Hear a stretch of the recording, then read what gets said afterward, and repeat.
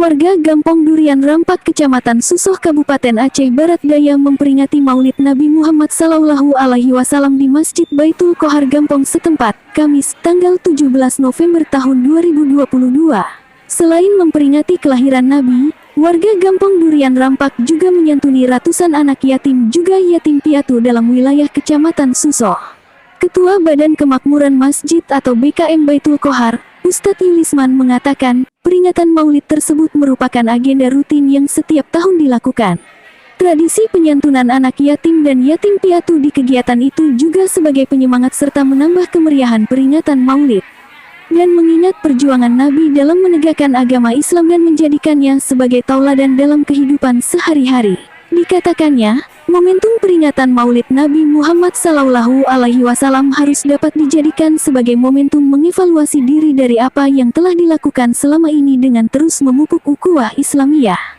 Selanjutnya, kata Yulisman, kemudian pada malamnya usai salat Isya, dilanjutkan dengan ceramah agama yang disampaikan Ustadz Ahmad Syihabuddin MSLC yang juga pimpinan Pondok Pesantren Iskandar Muda Asy Syafiyah Babahrot.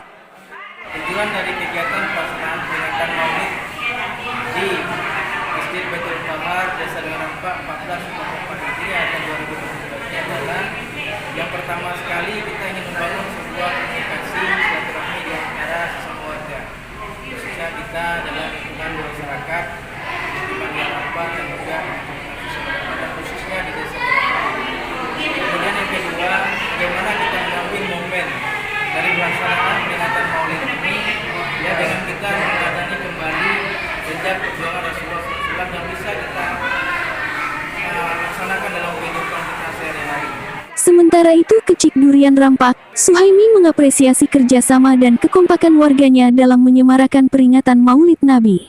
Dikatakannya, umat Islam patut meneladani buah pikiran yang cerdas dan jernih, ucapan yang santun dan lembut, serta tindakan yang arif dan bijaksana. Itulah berharap agar semua kalangan selalu mencontoh akhlak Nabi dalam setiap gerak dan langkah.